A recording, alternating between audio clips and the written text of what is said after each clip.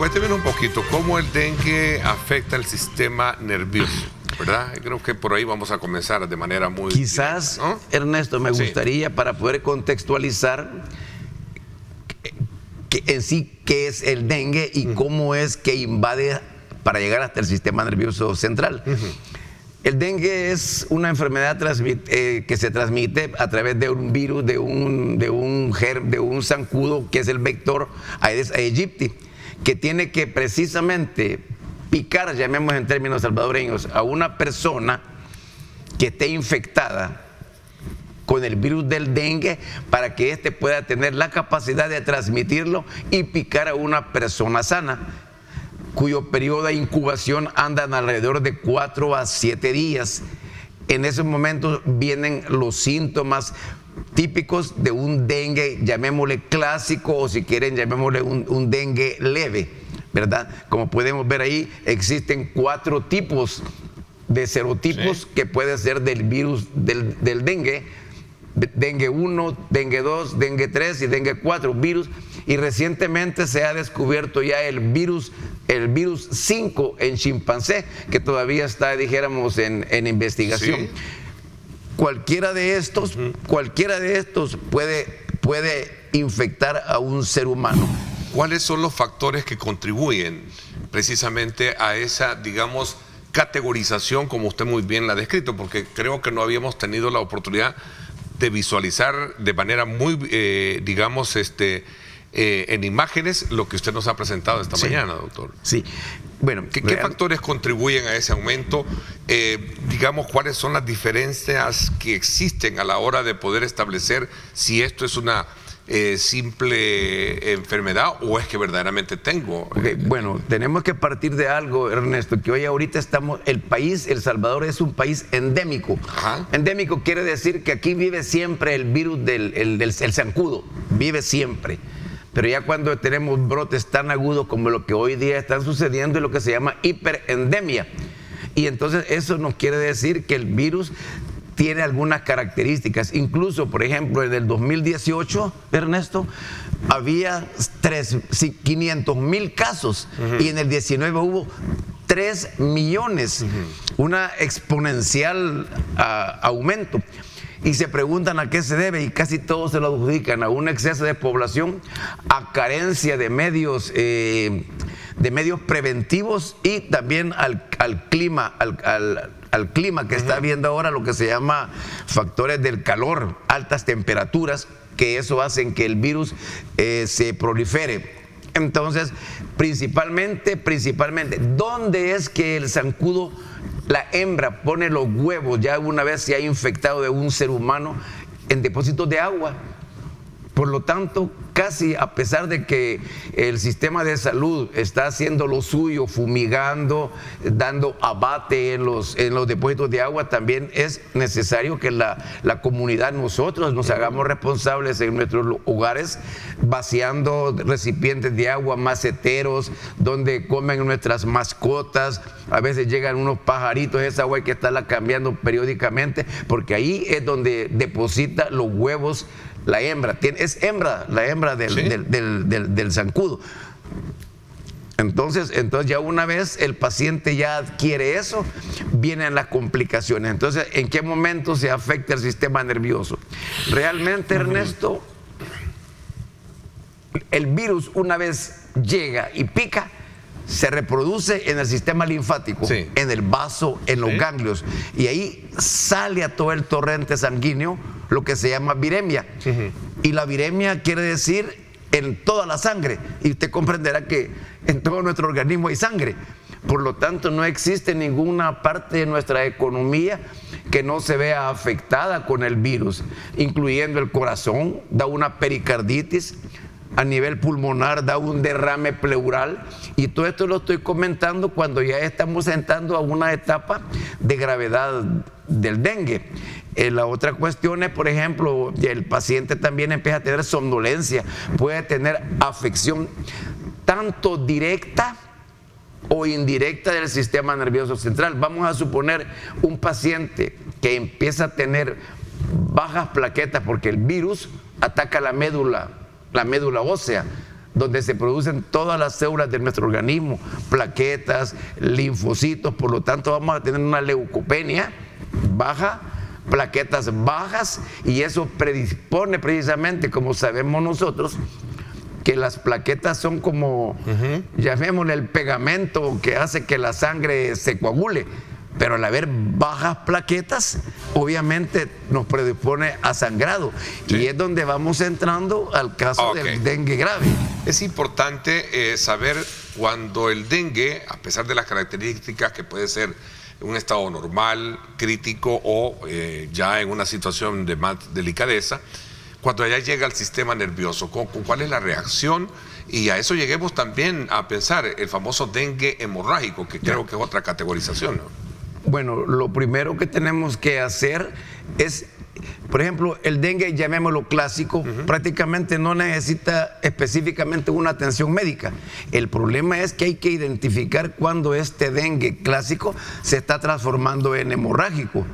Y ese es el grave. Entonces podemos decir, para que podamos enfocar cómo afecta, quiero insistir de que todo nuestro organismo tiene lo que se llama vasos cerebrales, vasos renales, vasos gástricos, donde son las venas. Esas principalmente son las que se ven alteradas. Lo que es la capa de un vaso se rompe y sale plasma alrededor, y ahí es donde vienen las complicaciones. Las plaquetas se concentran, obstruyen toda la circulación del riñón, del corazón, y vayamos al cerebro. Perfectamente durante esa etapa nos puede dar un infarto cerebral, ¿sí?, o una hemorragia. La situación, Ernesto, es que no existe al inicio un tratamiento común. Son tratamientos sintomáticos. Entonces me dice, bueno, ¿y cómo puedo evitar que me dé un dengue hemorrágico? Eso va a depender de la respuesta inmunológica y del tratamiento temprano ante la identificación del dengue leve, llamémosle así. Pero si usted ya ve que eso se está empeorando y ya viene lo que decíamos, llega ya la fiebre siempre alta, se ha distendido, el vaso se le crece, ya empieza a tener somnolencia, puede llegar hasta el coma. Y eso ya es una cosa completamente, el paciente ¿por qué va a tener una respiración acelerada? Porque ha salido líquido del que hablé, que se extravasaba al espacio pleural, que son las membranas, llamémosle así, que se actúan cuando usted respira. Y si eso no se mueve, va a tener una falla respiratoria y por ende va a necesitar una intubación mecánica. Si en un momento dado usted, el paciente, no logra respirar adecuadamente, no le va a llegar oxígeno al cerebro y va a tener una hipoxia cerebral. Ahí vienen las manifestaciones de la enfermedad al cerebro. También puede directamente el virus atacar la neurona y generar una encefalitis. Son de las grandes complicaciones. Realmente es bastante triste, porque estos pacientes, una vez podríamos decir, mire, ¿por qué no se le dio un tratamiento para prevenir eso? No se puede prevenir, es lo que se conoce como una evolución natural. Siempre y cuando podamos identificar los primeros síntomas, podemos detener que un paso pase a mayor gravedad. Pero una vez ya se da, el paciente puede presentar convulsiones, puede presentar un daño en la médula, en los nervios periféricos. Es una complicación. Ahora pregunta uno, ¿cuándo ya el paciente, a los 9-15 días que ya ha sido la evolución final, ahí se va a ver exactamente, Ernesto, qué es lo que ha quedado dijéramos, de secuelas de lo que pasó? Lo que pasó ya pasó, vamos a ver qué queda. Y eso, por es que muchos pacientes no salen de esa ¿sí?, etapa crítica, porque es lo que se llama falla multisistémica. Okay. Obviamente este paciente tiene que ser un monitoreo continuo, una unidad de cuidados intensivos para monitorearle completamente todo. Si usted como paciente empieza a sentir síntomas de inmediatamente véngase, no siga creyendo que es la evolución, porque ya se está poniendo de grave, y eso sí, ya la mortalidad es alta en las primeras 24 horas. Un poco en retrospectiva, usted me dijo que las enfermedades no son nuevas. ¿Cómo? en retrospectiva, es decir, viendo un poco el archivo, las enfermedades no son nuevas, ¿no? No, estos han existido siempre. Siempre han existido. Siempre han existido. Pero existen aún más cuando, en el caso del dengue en particular, se asemeja que el criadero de zancudos y el cambio climático están jugando un rol diferente a lo que ha venido siendo en los últimos años, sí, especialmente por el tema de temperaturas, el cambio climático, todo este tipo de situaciones en las cuales son propensos para que el mosquito, que es digamos como la especie Aedes aegyptis, como me lo decía el ministro de Salud, es el que precisamente va sobre lleva ese virus, ¿no? Claro, la verdad es de que lo típico no se cría, se llama el Aedes aegyptis, se llama un mosquito doméstico, porque existe en la casa, no se va a reproducir en lagos, en ríos, en charcos, en agua. Y el agua pues se mantiene prácticamente en la casa. Entonces ahí viene la pregunta de usted, Ernesto. Realmente ahí lo que tenemos que hacer, y siempre resulta muchísimo más barato, la prevención. Mundialmente aceptado que la prevención es lo más económico que tratar la enfermedad. ¿Y cómo se hace? Prevenir donde puede la hembra depositar los huevecillos, que son alrededor de 3.000 a 10.000 en menos de 24 horas. Entonces son huevos, luego se vuelven larvas y luego sale el mosquito, ya sale con toda la capacidad para poder transmitir el dengue. Ahora bien, volviendo a lo mismo, estaremos preparados. Es una situación bien conflictiva a nivel nacional, porque realmente, imagínese, usted mismo ve en la televisión, 15 días de que no nos llegue el agua. La gente no va a recoger el agua en barriles. ¿Los tapará bien o no? No lo sabemos, pero no la van a tirar, la conservan, y ahí tal vez en un descuido se ponen los huevos.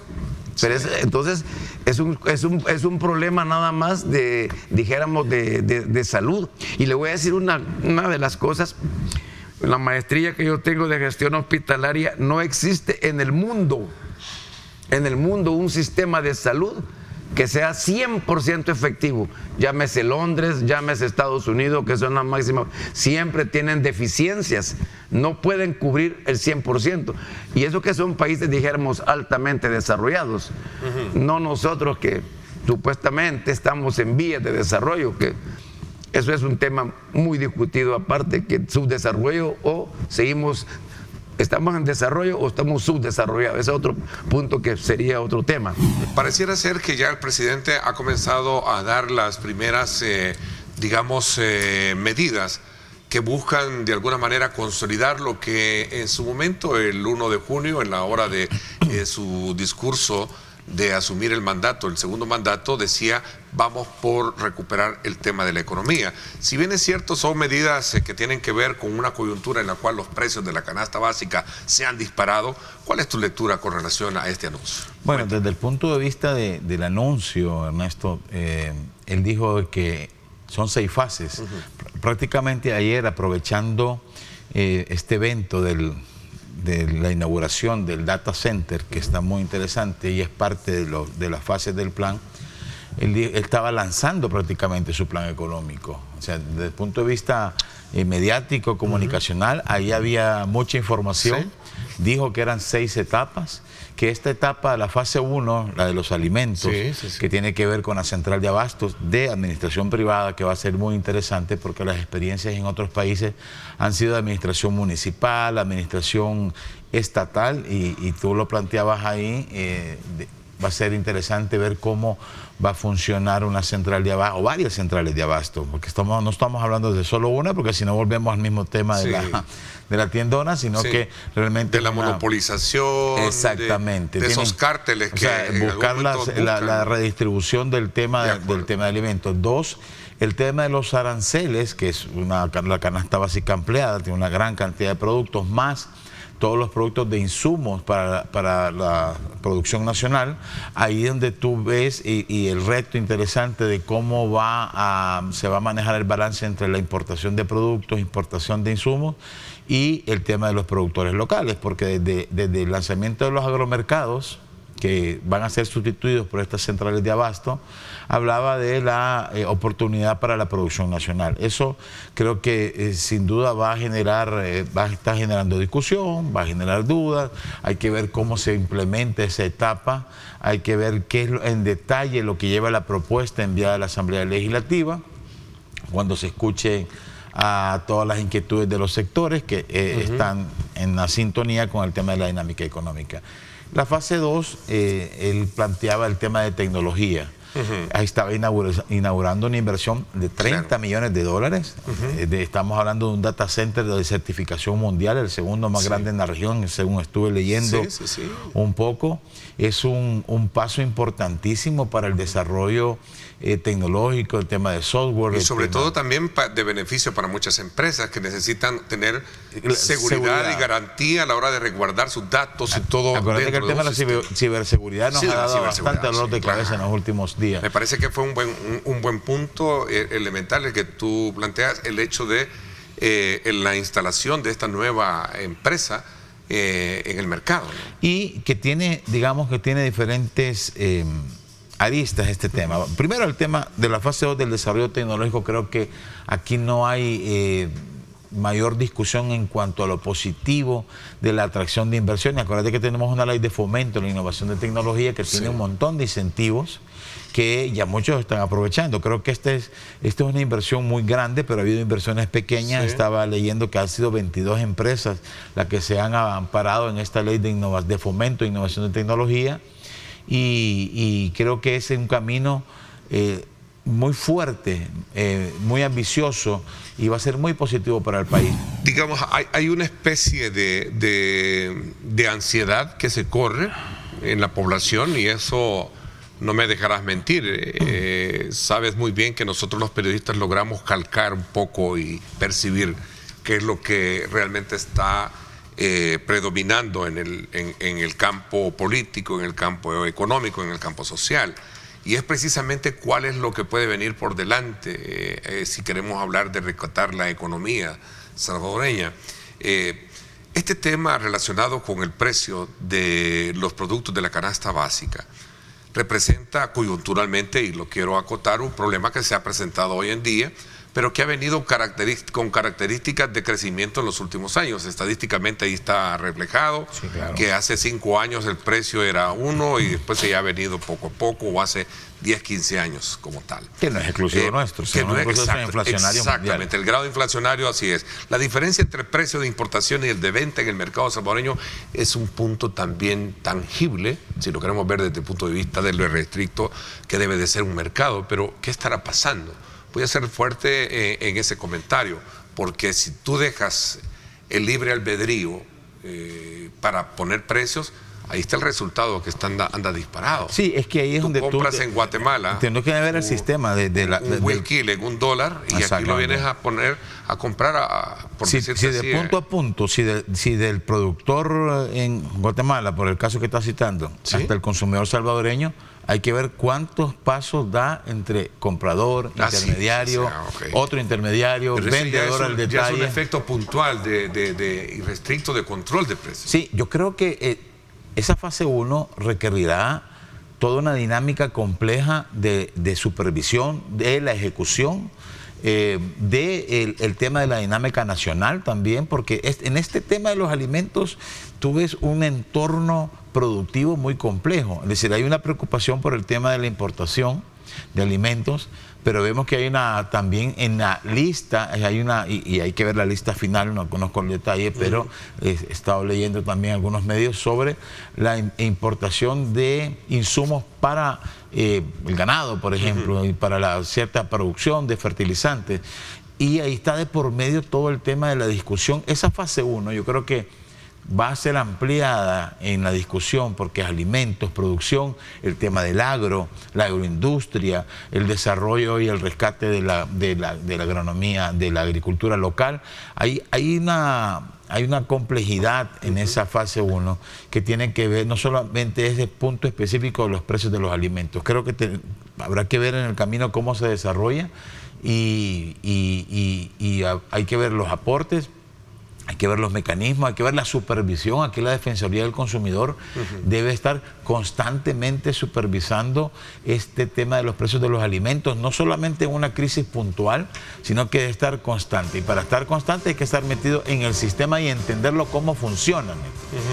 Parte de lo que también en este surgir de críticas a raíz de que todo se concentra en la tiendona, se decía, bueno, ¿y por qué no hay otros que también permitan romper ese monopolio? Lo dijo, y creo que en palabras más, palabras menos el presidente, que vamos a atacar todo el monopolio, todo aquello. Exactamente, y ahí es donde tú ves la voluntad política. Y eso es aplaudible si lo queremos ver desde el punto de vista de cómo esto puede llegar a reducir los precios, a bajar los precios cuando tú los compras para la mesa. Bueno, es que si tenés 5 intermediarios hasta que te llega hasta donde tú estás, por supuesto que todo el mundo va a ir subiéndole $1, $2, $3, hasta que te venden el dólar de tomates, por supuesto que se vuelve a 8, 5, 6 dólares Sí.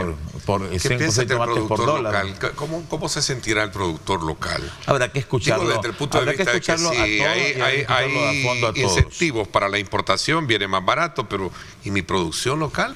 Eso es lo que te digo, o sea, hay que escuchar, hay que ver qué pasa. Como te decía yo, hay en la lista hay reducción de aranceles para los insumos para la producción, fertilizantes, Claro. abonos, alimentos, que yo he escuchado también quejas sobre el alto costo de los precios de los insumos para la producción. Claro. La producción local tiene que ser atendida y tiene que ser analizada cómo entra en este esquema para no simplemente subsidiada. ¿Tú crees que la figura del subsidio? Que esto es un desastre, ni siquiera lo hemos puesto en escena y algunos están anunciando un desastre. ¿Tú crees que es bueno meter la figura del subsidio? Que conste que en la medida de eliminar aranceles por 10 años es muy positiva, ¿no? Muy positiva para bien de todos. El tema de la figura, ¿no? Relacionada con el subsidio para la producción local. Pero, ¿Cómo levantarle? O sea, es de analizarlo. Por eso te decía, la fase 1 sobre el tema de los alimentos es complejo. O sea, no lo veas solo con el tema de que se va a haber precios más baratos, es un objetivo fundamental, buscar la disminución de los precios en los alimentos. Pero ahí entra en juego todo el encadenamiento productivo, todo el tema del escenario agrícola, todo el tema de la producción de alimentos. Y tú viste cómo los agromercados pudieron dar precios más baratos que los mercados. Ahí en Santa Tecla, fui al Daniel Hernández, que está a la par del mercado en Santa Tecla, y los precios eran distintos. Y habría que indagar de dónde estaban, de dónde eran las personas que ofrecían en los agromercados. ¿Y qué pasó en los agromercados? Incluso muchos revendedores empezaron a ir a comprar el agromercado para volverlo a vender, porque es parte de lo que te digo, cuando un sistema empieza a tener este tipo de grietas, anomalías, tú tenés, ahí es donde se va corrompiendo el tema de los precios. ¿Cuál es tu lectura de esa situación que ha despertado muchas reacciones, incluso de indignación por la forma en cómo se ha estado manejando el fondo presupuestario? Bueno, mira, yo creo que es importante transparentar desde la Asamblea ese tema. Creo que es un tema que ha venido rebotando desde hace muchísimo tiempo. ¿Cuánto tienen de asignación cada diputado? Yo recuerdo el caso de un diputado hace unas 4 legislaciones que su presupuesto lo tenía dividido como en 8 microplazas o 16 microplazas, porque así cada quien va definiendo cuántas plazas tiene. En el fondo, si eran 14, si eran 11, si eran las que sean, el mensaje de fondo es la reducción del presupuesto de la Asamblea, que debe ser, era el objetivo de que redujeras también de 84 a 60. Sí. Por tanto, una Asamblea con 60 diputados, con una dinámica distinta, con un objetivo diferente, el presupuesto tiene que venir en descenso. Ahora están reorientándolo a becas y programas sociales. Eso es muy interesante, que lo estén reorientando hacia ese aspecto, que fue lo que dijo el presidente en la cadena. Pero el mensaje de fondo es ajuste en los presupuestos de estas entidades que también deben contribuir con todo el tema fiscal general, porque estás hablando de asamblea, de todo el Poder Judicial, que maneja otro tipo de presupuesto, que maneja el 6% del presupuesto general de la nación. Yo creo que puede venir ajustes por ese lado también. Hay que socarse el cincho para contribuir al cambio de la dinámica económica. Ahora, esto trae consigo lo que podría ser cuando tú dices que hay que aplicarlo en otros escenarios, la Corte tiene su propio presupuesto, ¿no?, que se le asigna y que debe también entrar en esa misma dinámica. ¿Hablamos de recortes de personal? Pues no sé si recorte de personal, pero tienen que ajustarlo el presupuesto. Sí. ¿Cómo lo van a hacer? Pues ya habrá que ver, ¿verdad? Habrá que ver. Pues todas las alcaldías y todo el mundo se está ajustando, y el recorte de plazas es una de las de lo que se contempla cuando se los ajustes. Me gusta digamos, el término que tú empleaste para acotar que cualquier medida, cualquier señalamiento va encaminado a cumplirse lo que en el fondo se ha anhelado, que es el ahorro. Sí, en el caso de... Sí, es que en general, acuérdate, es decir, que si tenés menos personal, sobre el más ahorro. Sobre el gasto del Estado en general, todo el Estado como tal, el ahorro creo que tiene que ser uno de los objetivos importantes. O sea, la reducción de los distritos municipales que llevaba en el fondo era un ahorro presupuestario. En vez de tener 262 presupuestos, 262 consejos, cada consejo de 8, 10, 14, dependiendo del tamaño de lo que quisiera acordar en ese momento la alcaldía, a 44, es un cambio radical en presupuesto, en salarios, en plazas, en lo que necesita. Hoy decía el alcalde de Sonsonate Centro, decía que están haciendo el análisis de cuánto realmente necesitan, que hay un montón de gente que no necesitan en la alcaldía. Así debe estar una gran cantidad de alcaldías, que por cierto, te dejo el dato, ya van a cumplir 100 días de gobiernos municipales, sí, ¿verdad? Ya puedes empezar a hacer esas evaluaciones. También hizo ver de que tenía complicaciones las alcaldías que le toca administrar ahora con relación al tema de ingresos, ¿no? Bueno, pero ellos ya lo sabían desde antes. O sea, el que asumió no puede alegar ignorancia de lo que iba a enfrentar con ese tema presupuestario.